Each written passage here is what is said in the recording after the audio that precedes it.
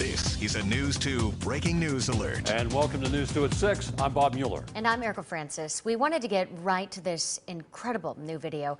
A Metro police officer's body camera capturing the moment a bomb exploded in downtown Nashville. Take a look.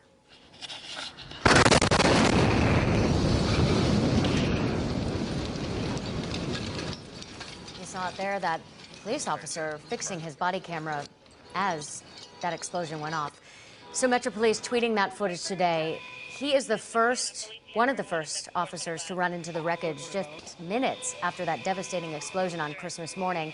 Here you can see Officer Sipos running to ground zero as the cameras capturing the moments officers rushed to evacuate all of those residents. You guys okay? Okay. No, guys. Where's your car? Okay, go to your car. What's going on? Well, the chaos is evident following these moments of confusion and panic. Officers could be heard yelling at people to get out of that area. The body camera footage ends with the breathless officer directing residents out of that area. Officer Sipos is heard saying, "Keep going, please trust me. Go that way, please." You hear it there. These tense moments lead us to where we stand today. Bob. Brave people down there. Today, investigators continue to work tirelessly to find any clues in the rubble of 2nd Avenue. Crime scene tape and markers line the street where the bomb shook the city on Christmas morning. And just within the past half hour, we have several new developments in this story. We want to get right to News 2's Stephanie Langston, who is live for us downtown. Steph, you just got an update from Metro Police. What did they tell you? Well, Metro Police say they are rapidly shrinking the crime scene area, but that it's still going to be a while, that those that want to get back into that area, that it's open to the public. It'll still be a while. They say that tomorrow Public Works will come into some of the outlining areas and then codes, and then officers will escort around 20 business owners and residents in to check out the damage so that they can start preparing to make repairs. They're getting pictures of the front of locations back to some of these owners so they can kind of see what's the rest of them. That way they have an idea going in if it might be, I need 4 or 5 pieces of plywood, or I'm going to need a contractor, or it might be that the building's being condemned. We're trying to give them as much of a head start of that as we can. That way they're not caught off guard with the severity of the damage they're dealing with. And they say they're going to be coming in tomorrow from 10 until 4, and those that are going to be allowed into the area are already aware. They say it'll still likely be another week before those that were damaged on 2nd Avenue can get in and take a look at those, adding that many of those businesses will likely be condemned. Reporting live from downtown Nashville, Stephanie Langston, News 2. Thank you, Steph. Nashville and the world is never going to forget me. That's what Anthony Quinn Warner told neighbors just days prior to the Nashville bombing. News 2's Chelsea Bimeford joins us live from Warner's home on Bakertown Road, as other neighbors say that Warner was a very private individual. No trespassing and private property signs line the fenced-in backyard here of Anthony Warner. Neighbors say they saw that RV parked inside of it for the last several weeks, which is presumably where Warner loaded that RV full of explosives. On the outside of the home, you can also see about half a dozen security cameras and what appears to be some sort of radio tower attached to the roof. Neighbors say they rarely saw Warner, only when he would come outside to get his mail, do the yard, or pressure wash his driveway. They say he wasn't overly friendly or social. He's more like to himself. He was, like we see him, often, but he doesn't say anything, like he will say hi to the kids, but he wasn't, he don't talk much. I'm a little shocked that I had a member, somebody, a neighbor that would be involved in something like that. This is a pretty quiet area of town for the most part. Yeah, I need to pay attention more to my neighbors, I guess. Federal agents searched the home here on Saturday, collected evidence and items from inside, but have not commented on what they found. Reporting in Antioch, Chelsea Bimeford, News 2. And investigators stress they are actively looking for a motive to this bombing. As for the suspect, 63-year-old Anthony Quinn Warner, today we learned about his criminal record in Nashville. He was arrested in January of 1978 for possession of marijuana with intent to resell. His mother filed a property lawsuit against him in 2019. If you have any information that could help in this investigation, please dial 1-800-CALL-FBI. Today, we're also learning how investigators were able to identify Warner as the bombing suspect in record time. TBI Director David Roush says they did not get Warner's DNA from his mother. in terms of TBI's comparison on the DNA, we did not do familial DNA. So what we did was comparative of the two, one from the scene, the evidence we had from the scene, and then the evidence we collected from a vehicle. We collected gloves and a hat from a vehicle that was owned by the subject. Director Rausch also says Warner's mother is being incredibly cooperative with this investigation. Conspiracy theories linking wireless communication technologies to illnesses and mind control have been around for decades. And now federal investigators are looking into whether 5G paranoia played a role in this Christmas morning bombing in downtown Nashville. News 2 spoke with an expert on these types of conspiracy theories. I think it's important to remember that these conspiracies just sound nuts and then bad stuff happens. Like, we pretend that it's just innocent, like, ramblings, and then bad stuff happens and it builds to something like this, assuming this is 5G. But there are other places where people have done smaller scale stuff to destroy 5G infrastructure that, I don't know, I think are important to keep in mind. That this isn't like if this ends up being 5G, this isn't an out of nowhere event. Like, it's kind of been building to this in different ways. And we are told that 5G infrastructure in areas of the United Kingdom and Australia were also targeted within the past year. Bob.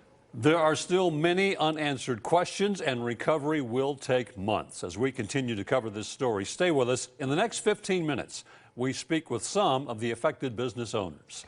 We are following a breaking news alert for you tonight and an effort to shut down parts of the city where the bomb exploded on Christmas morning.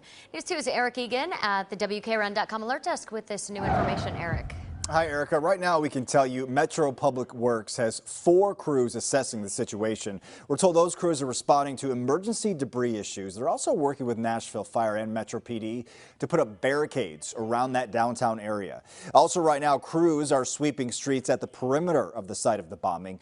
Of course, that area is still shut down. We will also, of course, continue to keep you updated on this situation. It is fluid. Public Works, by the way, says crews are working to reopen streets as quickly as they can, but as quickly to do so as safely as possible. Bob. It is a big job. Thanks, Eric. News 2 covers breaking news around the clock. Get instant updates at your fingertips by going to our website at WKRN.com.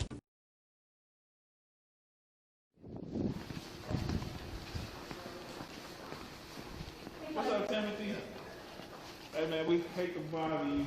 We got a conversation. 415B9, 411 Charles. So you're not doing anything wrong, okay? You're not in trouble, but there is something serious happening down the roadway. Go for 11. Okay? Do you mind going down to 2nd and Where do they need to go when they are evacuating the building? I've got folks at 2nd Commerce and the property managers want to know where they need to go. Anywhere but the 2nd Avenue side, preferably the 1st Avenue side. 10-9. As long as they don't go to the 2nd Avenue side, should be okay. 3593. 10-4.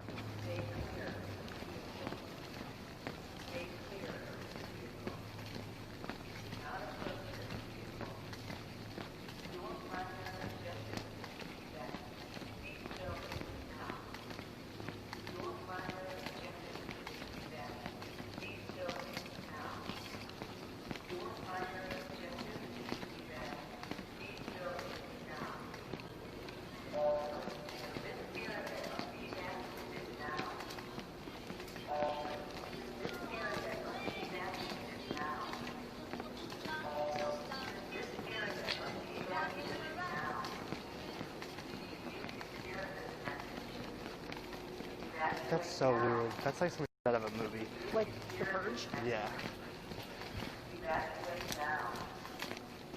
Keep watching the videos.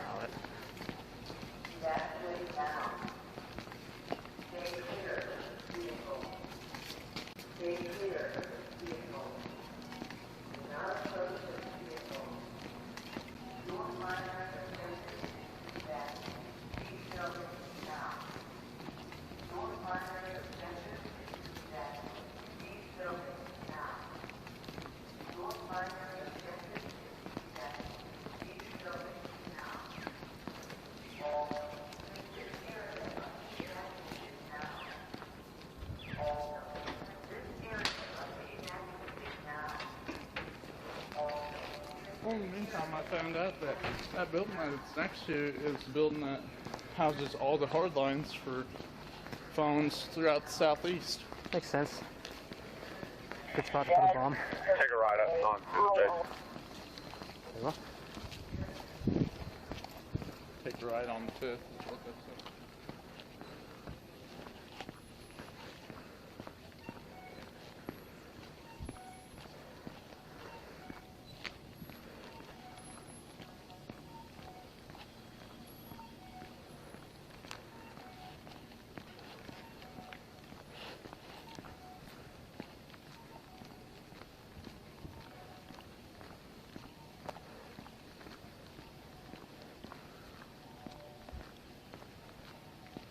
$415.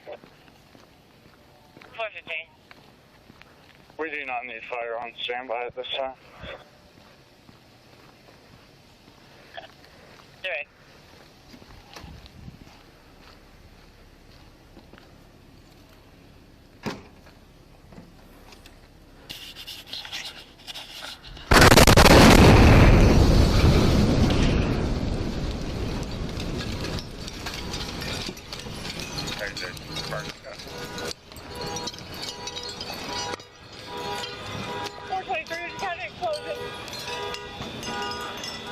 Fire medical down here just went off. Fire medical signal 10.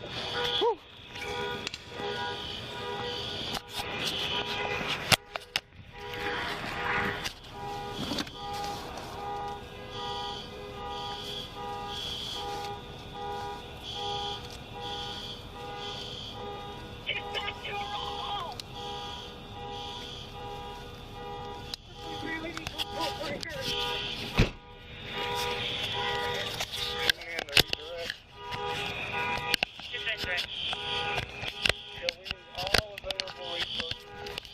Central 8 out.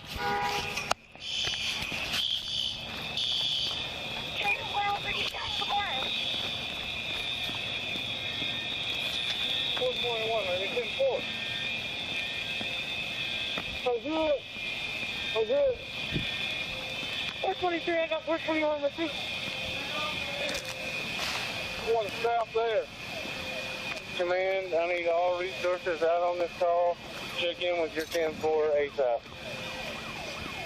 423, 424.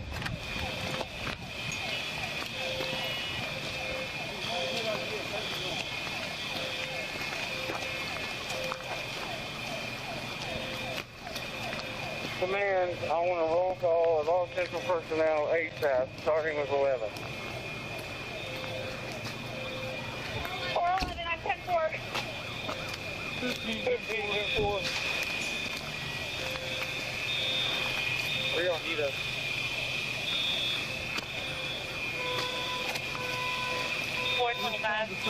On the second and Broadway. Proposed until a roll call is completed. Dispatch to command, I believe you have everyone except for 425. 425. Direct. 226, you got my 423 coming to you. Where do you need us? Hey, and second and Broad. Second and Broad. Command to 425, are you 10-4? He's 10-4. Are you guys okay? Yeah. No, my guys. Where's your car? How you doing? Okay, go to your car. What's going on? 217, myself and 215 are all going around. I got 213 and 215 around. Who else is around? I missed the first one. 221. Adam. Direct. 221 call the ball. 515 Charles coming in. 113 Charles is central on that round. 415 is good on this 23. Well, it is that fire the best way to come through. You're going to be the wrong way down second from Union.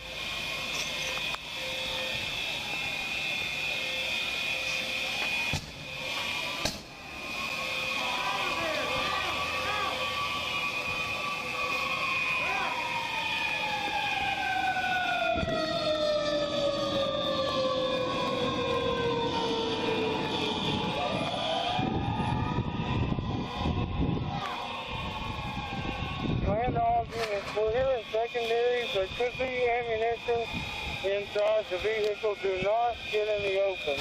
Do not get out in the open on 2nd Avenue.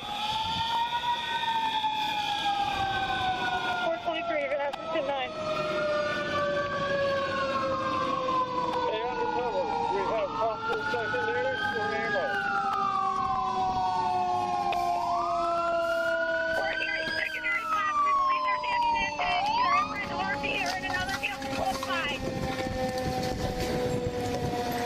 Get second Avenue now. Let them know.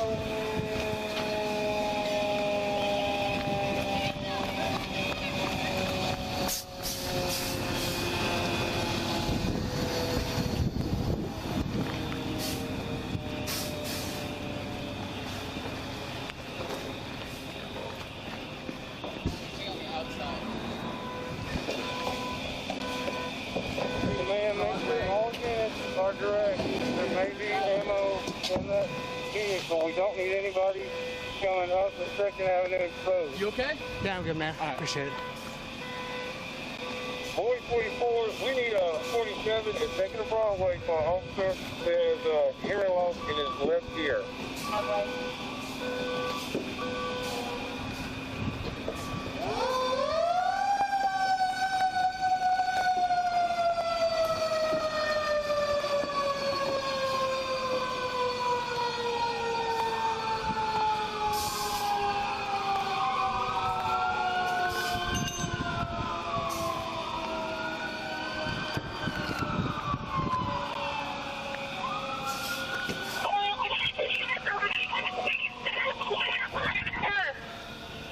Dispatch that unit.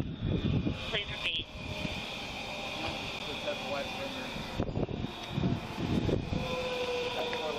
Yeah.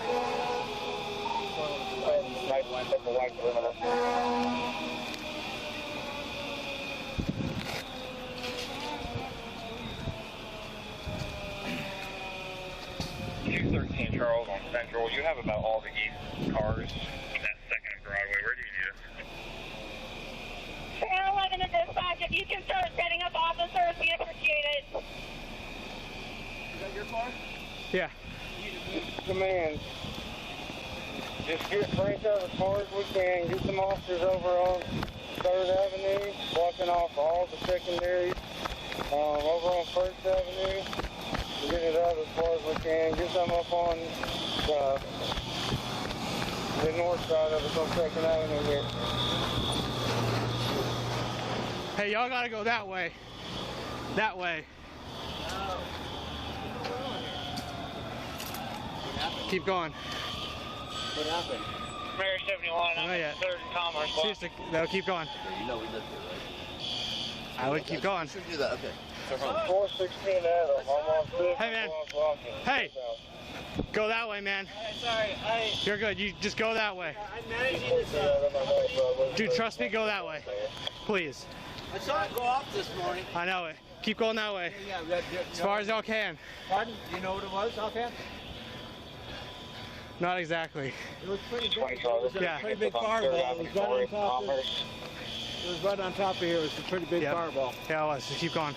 Okay. I appreciate it, guys. Keep going though. Oh, yeah, yeah. 221, I'm at 4th and Church. Last shot over here by Printer's Alley. I think I'm outside of it right now, but I'm blocking at 4th and Church.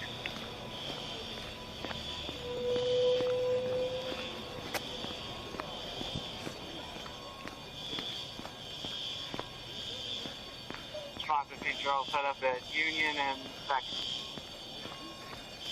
113 Charles, I'm at 3rd Avenue North and Union Street.